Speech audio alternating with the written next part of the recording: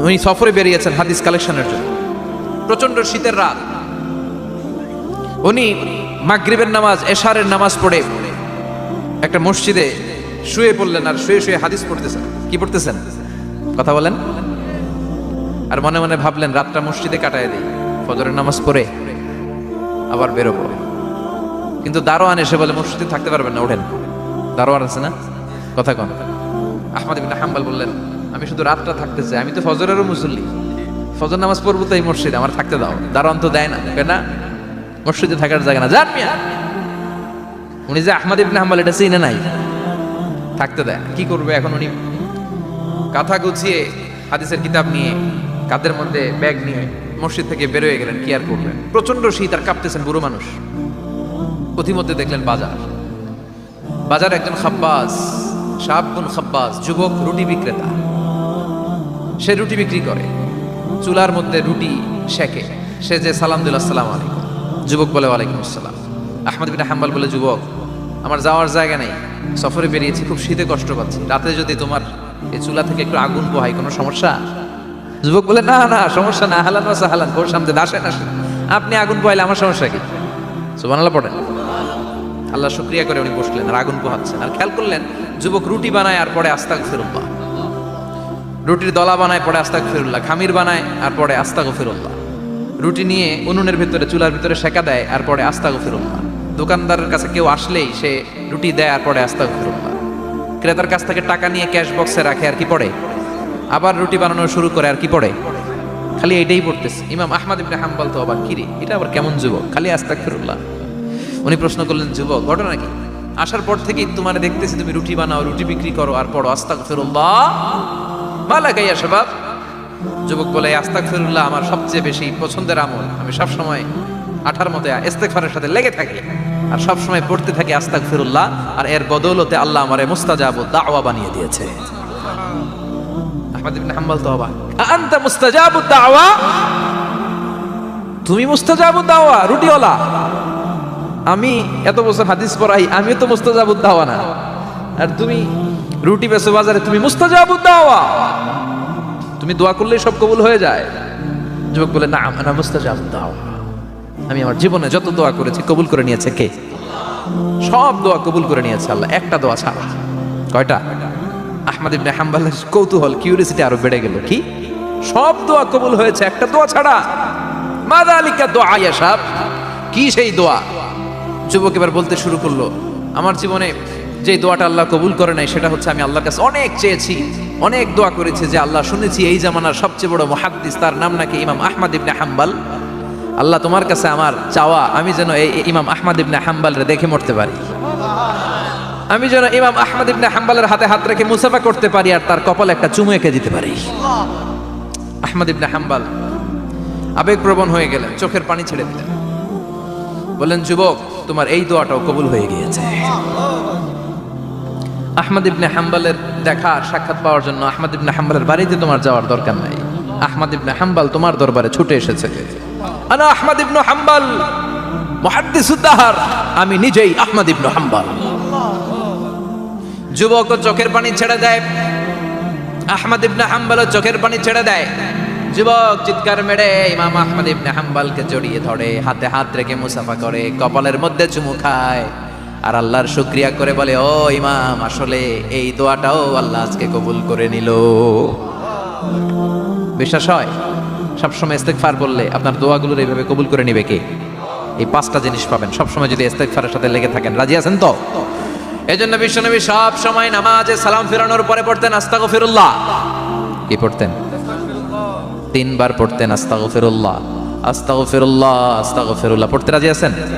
ইস্তেগফারের অনেকগুলো আলফাজ আছে, সবচেয়ে ছোট ইস্তেগফার হচ্ছে এটা আস্তাগফিরুল্লাহ আস্তাগফিরুল্লাহ। আরো আছে আস্তাগফিরুল্লাহ আল্লাযী লা ইলাহা ইল্লা হুয়াল হাইয়ুল কাইয়্যুম আতুবু ইলাইহি। বিশ্বনবী বলেন এই ইস্তেগফারটা যদি কেউ পড়ে, আত-তাওয়াল্লি মিন ইয়াউমিজ যাহাফ, যুদ্ধের ময়দান থেকে পালিয়ে আসা কবিরা গুনাহ। কি গুনাহ?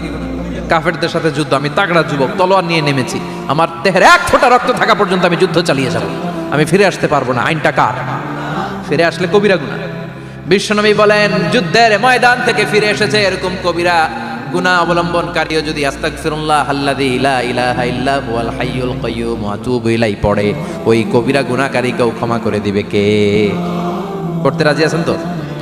আবার সাইয়েদনা আবু বকর বললেন, ইয়া রাসূলুল্লাহ আল্লিমনি দুআআন আদউ বিহি ফি সালাতি, এমন দোয়া আপনি আমারে শিক্ষা দেন যেই দোয়াটা আমি নামাজে পড়তে পারি। বিশ্বনবী বললেন, পড়ো আল্লাহুম্মা ইন্নী যালামতু নাফসি যুলমান কাসীরান ওয়া লা ইয়াগফিরুয যুনুবা ইল্লা আনতা ফাগফিরলি মাগফিরাতাম মিন ইনদিক ইন্নাকা আনতাল গফুরুর রহিম। সুবহানাল্লাহ পড়েন। এটাও ইস্তেগফার। আমরা এটা বলি দোয়া মাসুরা, সালাম ফেরানোর আগে পড়ি না? যেখানেই ক্ষমা চাওয়ার কথা আছে ওইটারই কি বলে? ইস্তেগফার। আল্লাহুম্মা ইন্নী যালামতু নাফসি, আল্লাহ জুলুম করেছি, যুলমান কাসীরা, অনেক জুলুম, ওয়ালা ইয়াগফিরুয যুনুবা ইল্লা আনতা, তুমি ছাড়া এই গুনাহ ক্ষমা করার তো কেউ নাই, ফাগফিরলি মাগফিরাতাম মিন ইনদিক, তোমার দয়ায় আমারে ক্ষমা করে দাও, ইন্নাকা আনতাল গফুরুর রহিম, তুমি হলা ক্ষমাশীল। ঠিক কি না? এটাও ইস্তেগফার, এটাও পড়বেন। আর এই সব ইস্তেগফারের শ্রেষ্ঠ ইস্তেগফারের নাম সাইয়্যিদুল ইস্তেগফার। যত ইস্তেগফার হতে পারে এর মধ্যে সবচেয়ে শ্রেষ্ঠতম ইস্তেগফার নাম কি? কথা কও।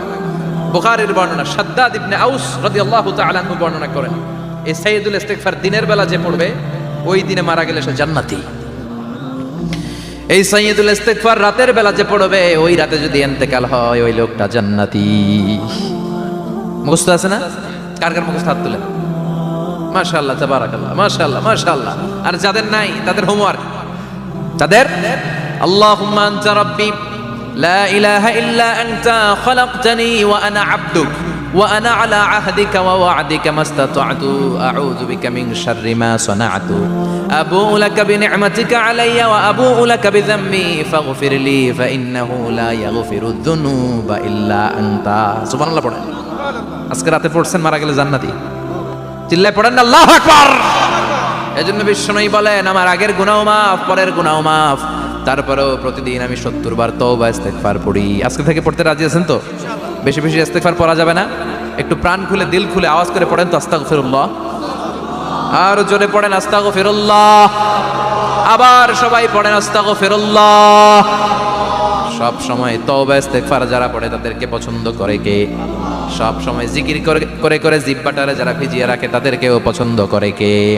আল্লাহ বলেন, ওয়াজকুর রাব্বাকা ফি নাফসিকা তাদাররুআন ওয়া খীফাতান ওয়া দুনাল জাহরি মিনাল কওলি বিল গুদুবি ওয়াল আসাল ওয়া লা তাকুম মিনাল গাফিলিন। সুবহানাল্লাহ পড়ে। আল্লাহ বলেন, ওয়াজকুর রাব্বাকা ফি নাফসিক, আল্লাহরে মনে মনে ডাকো, তাদাররুআন ওয়া খীফা, আল্লাহর জিকির করতে আল্লাহ বলেছেন ফি নাফসিক। বুঝতেছেন না অর্থ? ফি নাফসিকা, মনে মনে আল্লাহর জিকিরটা করো। তাদাররুআন ওয়া খীফা, তাদাররুআন মানে বিনয়ের সাথে, with full of humility, submission and humbleness, বিনয়ের সাথে আল্লাহর ডাকো। ওয়া খীফা, গোপনে গোপনে ডাকো। দুনাল জাহারি মিনাল কওল, চিৎকার চেঁচামেচি করে ডেকো না। কার কথা? আওয়াজ করে জিকির করো না। এই যে আমরা মাহফিলে লা ইলাহা ইল্লাল্লাহ জিকির করে, এটা তালিমান। উদ্দেশ্য কি? তালিমের জন্য আওয়াজ করে জিকির জায়েজ আছে, কিন্তু ব্যক্তিগত জিকিরের যে ইবাদতটা এটা আস্তে আস্তে হইতে হবে, এটা ভদ্রভাবে হতে হবে, চিল্লাচিল্লি করে নয়। আবার তালিমের জিকির ওইটাও ভদ্রভাবে। ইন্নাল্লাহা জামিল ইউহিব্বুল জামাল, আমার আল্লাহ সুন্দর, আমার আল্লাহর জিকিরের মধ্যেও সৌন্দর্য আছে না নাই? কিন্তু এদেশে জিকিরের ভেতরে লাফালাফি আছে না নাই? বেশি না কম? কি বসেন বসেন, হ্যাঁ বসে যান তো, অনেক ধরনের আছে জিকির। হ্যাঁ বসেন বসেন, বসে যান। হ্যাঁ হাইবার আলী, এটা কি আবার জালালি? তো এই যে ইন্নাল্লাহা জামিল ইউহিব্বুল জামাল, আমার আল্লাহ সুন্দর, আমার আল্লাহর জিকিরের মধ্যেও সৌন্দর্য আছে না নাই? তালিমের উদ্দেশ্যে সবাই মিলে জিকির করা যায়, কিন্তু চিল্লাফাল্লা করা যাবে না, লাফালাফি করা যাবে না, মাথা ডানে বায়ে ঝোলানো যাবে না, ঠিক কি না? কিন্তু লাফালাফির জিকির আছে না নাই? লাফাইতে লাফাইতে, হ্যাঁ গাছের আগায়, বাঁশের আগায়। আবার যিনি জিকির পরিচালনা করে ওনার কান্দে যায় ওঠে, আছে না নাই? বিশ্বনবী সাহাবীদের নিয়ে জিকির করছেন, সাহাবারা লাফাতে লাফাতে খেজুর গাছের আগায়। হাদিসে আছে না এটা? বিশ্বনবী সাহাবাদেরকে নিয়ে জিকির করছেন, লাফাতে লাফাতে আবু বকর বিশ্বনবীর কান্দের উপরে। আছে, হাদিসে আছে। এটা জিকির নয়। কি সুন্দর দেখেন, ইসলাম বুঝা কত সহজ। ওয়াজকুর রাব্বাকা ফি নাফসিকা তাদাররুআন ওয়া খীফা, গোপনে জিকির করো, ভদ্রতার সাথে, বিনয়ের সাথে জিকির করো। ওয়ালা তাকুম মিনাল গাফিলিন দুনাল জাহারি মিনাল কওল, চিৎকার চেঁচামেচি করে জিকির করো না। যারা চিকফাল দিয়ে হই হই হই হই করে, আছে না? হই হই হই হই হই হইয়ের ভিতরে আল্লাহর নাম আছে? হ্যাঁ, এই যে হুই হাই হুই হাই এই স্টাইলের যে জিকির, এটার ভিতরে আমার আল্লাহর নাম আছে? আল্লাহর নাম যদি না থাকে ওটা জিকির হবে? কথা বলেন। বিষ্ণু বললেন, খবরদার, চিৎকার চেঁচামেচি করে লাফালাফি করে যারা জিকির করে এরা মনে করে আল্লাহ কানে শোনে না। কথা বলেন। আপনি গোপনেও আল্লাহর ডাকলে আপনার ডাকে সাড়া দিবে কে? এজন্য রাব্বুল আলামিন বলেন, ফাযকুরুনি আযকুরকুম ওয়াশকুরুলি ওয়ালা তাকফুরুন। বান্দা আমার জিকির তোমরা করো, আমিও তোমাদের জিকির করব, ঠিক কি না? আমরা যদি আল্লাহর জিকির করি আমাদের জিকির করে কে? সুবহানাল্লাহ কইবেন না? আমরা আল্লাহর জিকির করে আল্লাহ নাকি আমাদের জিকির করে? জানো তো না কথা এটা। আবার হাদিসে কুদসিতে আল্লাহ বললেন, ফাইন যাকারানি ফি নাফসি যাকারতুহু ফি নাফসি। আমার বান্দা যদি একা একা আমার জিকির করে আমি আমার বান্দারে একা একা স্মরণ করি। ওয়া ইন যাকারানি ফি মালাইন যাকারতুহু ফি মালাইন খায়রিম মিনহু। এরকম মহা সম্মেলন করে যদি কেউ আমি আল্লাহর জিকির করে, আমি এর চেয়েও বড় মহা সম্মেলন ফেরেশতাদেরকে নিয়ে করে আমার বান্দারে স্মরণ করি। ওয়া ইন তাকাররাবা ইলাইয়া শিবরান তাকাররাবতু ইলাইহি যিরাআন। আমার বান্দা যদি আমার দিকে এক বিঘত আসতে চায় আমি আমার বান্দার দিকে এক হাত এগিয়ে যাই। আমার বান্দা যদি আমার দিকে এক হাত আসতে চায় আমি আমার বান্দার দিকে দুই হাত যাই। ওয়া ইন আতানি ইয়ামশি আতাইতুহু হারওয়ালা। আমার বান্দা যদি আমার দিকে হেঁটে হেঁটে আসতে চায় আমি আমার বান্দার দিকে দৌড়ে দৌড়ে যাই। সুবহানাল্লাহ পড়ে। এজন্য বিশ্বনবী বলেন, লা ইয়াজালু লিসানুকা রাতবাম মিন যিকরিল্লাহ। আল্লাহর জিকির দিয়ে জিহ্বাটারে ভিজিয়ে রাখবা কার কথা? চিল্লায় বলেন কার কথা? সবসময় আল্লাহর জিকির করতে রাজি আছেন তো? সবচেয়ে শ্রেষ্ঠ জিকির বিশ্বনবী বললেন, আফদালু যিকরি লা ইলাহা লা ইলাহা লা ইলাহা ইল্লাল্লাহু মুহাম্মাদুর রাসূলুল্লাহ সাল্লাল্লাহু। সবচাইতে শ্রেষ্ঠ জিকির লা ইলাহা। এর চেয়ে শ্রেষ্ঠ জিকির আছে? কথা বলেন। বিশ্বনবী বললেন, মান ক্বালা লা ইলাহা ইল্লাল্লাহ সিদকান মিন কলবিহি। একনিষ্ঠতার সাথে অন্তর থেকে কেউ যদি জীবনে একবার বলে লা ইলাহা ইল্লাল্লাহ দাখালাল জান্নাহ। তার যদি পাপ থাকে, অন্যায় থাকে, ওই পাপ আর অন্যায়ের শাস্তিগুলার পরে কোনো না কোনো দিন আমার ওই বান্দা জান্নাতে ঢুকবে। একবার যদি খালিসান মিন কলবিহি সে পড়ে লা ইলাহা ইল্লাল্লাহ, তার জন্য জান্নাতকে অবধারিত করে দিয়েছে কে? আবার এটার নাম আল্লাহ দিয়েছে কালিমায়ে। কথা বলেন। দরাবাল্লাহু মাসালান কালিমাতান তাইয়িবাতান কাশাজারাতিন তাইয়িবাতিন আসলুহা সাবিতুন ওয়া ফারউহা ফিস সামা। সুবহানাল্লাহ। পবিত্র বাণী এটা কালিমায়ে তাইয়িবা। আবু সাঈদ আল খুদরি থেকে বর্ণিত, মুস্তাদরাকে হাকিম আর সহিহ ইবনে হিব্বানে এসেছে। বিশ্বনবী বলেন, মুসা আলাইহিস সালাম আল্লাহর একবার প্রশ্ন করলেন, ইয়া রাব আল্লিমনি দুআআন আদউ বিহি। আপনি আমার এমন একটা জিকির শিক্ষা দেন যে জিকির দিয়ে আমি শুধু আপনার জিকির করব, কেউ এই জিকির করতে পারবে না। এই জিকির জানবো শুধু আমি আর জানবেন। কথা কোন? প্রশ্ন করছে কে? হ্যাঁ, কাকে করেছে? আল্লাহ এমন একটা জিকির শিখান যেই জিকির কেউ জানে না, আমি জানবো, আর ওই জিকির দিয়ে প্রাণ ভরে আপনারে ডাকবো। আল্লাহ বললেন, মুসা পড়ো লা ইলাহা লা ইলাহা ইল্লাল্লাহু মুহাম্মাদুর রাসূলুল্লাহ। মুসা আলাইহিস সালাম বললেন, আল্লাহ চাইলাম কি, কইলেন কি? লা ইলাহা তো জাতীয় জিকির, এটা তো আন্তর্জাতিক জিকির, এটা জানে না এমন কেউ নাই। এমনকি হিন্দু ভাইরাও জানে। কথা কন। আল্লাহ আমি তো চাইছিলাম এক্সক্লুসিভ, এক্সক্লুসিভ আমার জন্য স্পেশাল। এর চেয়ে সুন্দর আর কেউ জানবে না। এত সুন্দর একটা জিকির আপনি দিবেন, এটা আমি ডাকবো আপনারে আর আপনি শুনবেন। আল্লাহ বললেন, মুসা এর চেয়ে দামি আমার কাছে নাই। লাউ তাদাউ লা ইলাহা ইল্লাল্লাহ ফি কাফা। লা ইলাহা রে যদি মুসা এক পাল্লায় রেখে দাও, ওয়াস সামাওয়াতু সাবউ ওয়াল আরদিন, সাত আকাশ সাত জমিন যদি আরেক পাল্লায় রেখে দাও, লা ইলাহা এক পাল্লায়, সাত আকাশ সাত জমিন আরেক পাল্লায় ওজন যদি দাও, লা রাজাহাত কাফাতু লা ইলাহা ইল্লাল্লাহ। মুসা দেখবা মুহূর্তের মধ্যে লা ইলাহা ইল্লাল্লাহর পাল্লা ভারী হয়ে গেছে।